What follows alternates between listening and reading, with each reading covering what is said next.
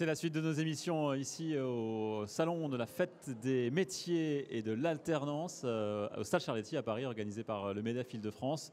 Merci d'être avec nous sur Acteur Public TV et merci à vous, Véronique Blanc, d'être sur ce plateau. Merci. Vous êtes adjointe de la DRAFPIC. On va détailler exactement ce dont il s'agit. La région académique Île-de-France, c'est la délégation régionale académique à la formation professionnelle initiale et continue. Quel est le rôle de la DRAFPIC ?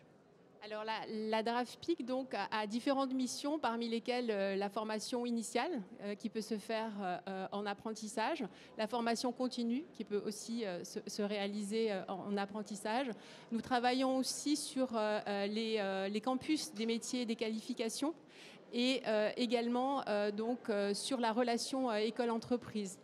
Donc l'idée c'est de travailler sur la carte des formations professionnelles sur toute la région académique, c'est-à-dire les académies de Paris, Créteil et Versailles.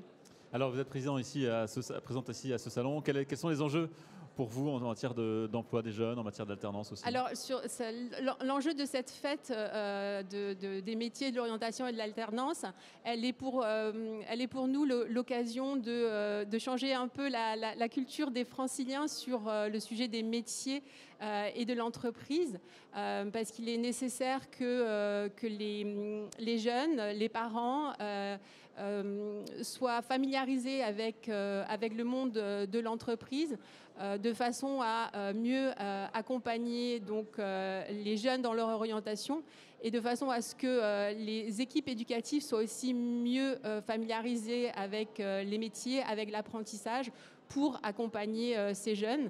Et donc un des enjeux est le développement de l'apprentissage, bien sûr. Alors justement, l'apprentissage, c'est un des grands thèmes de cette journée, l'alternance, aussi parce que c'est l'objectif du gouvernement d'atteindre le million d'apprentis dans les prochaines années.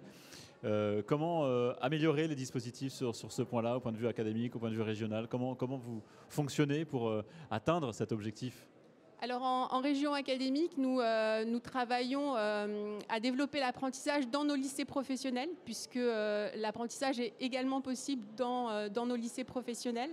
Et pour cela, en fait, nous avons développé des guides à destination des jeunes pour qu'ils aient une visibilité de l'offre dans l'ensemble de nos établissements. Et nous travaillons également avec les entreprises pour qu'elles sachent que c'est possible et dans quelles conditions.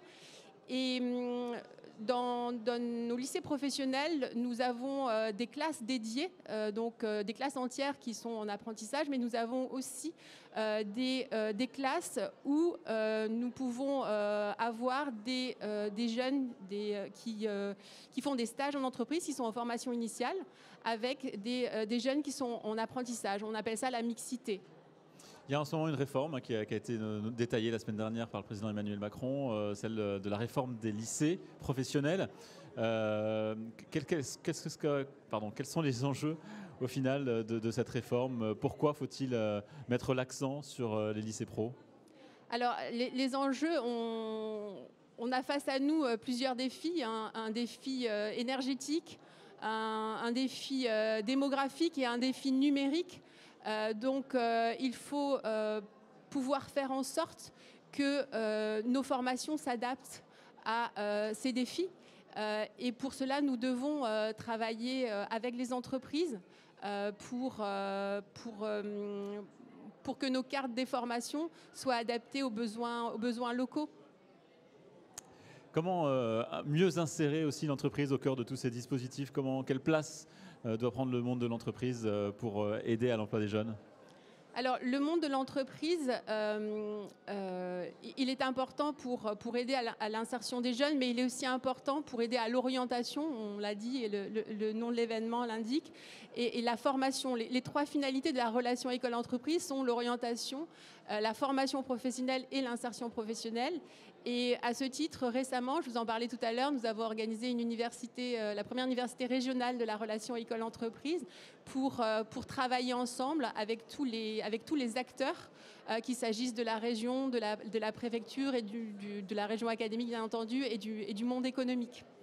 Vous avez organisé des événements hein, récemment sur ce thème-là. C'était quoi exactement? Exactement. L'idée de cet événement, de cette université régionale, était de permettre la rencontre des acteurs qui travaillent sur l'orientation, qui travaillent sur la formation, sur l'insertion et en particulier sur l'apprentissage. L'apprentissage est à la fois un dispositif de formation et un dispositif d'insertion professionnelle.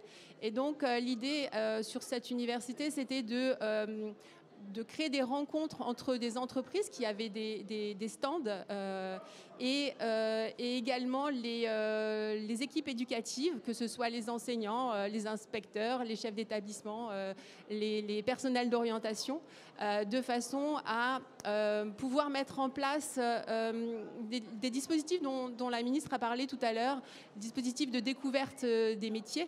La demi-journée qui est mise en place dans 10% des collèges actuellement et de façon à montrer aux équipes éducatives quels sont l'ensemble des dispositifs possibles pour travailler avec les entreprises. Et dans ce cadre, d'ailleurs, nous avons conçu et diffusé des guides de la relation école-entreprise à destination des entreprises et à destination des équipes éducatives.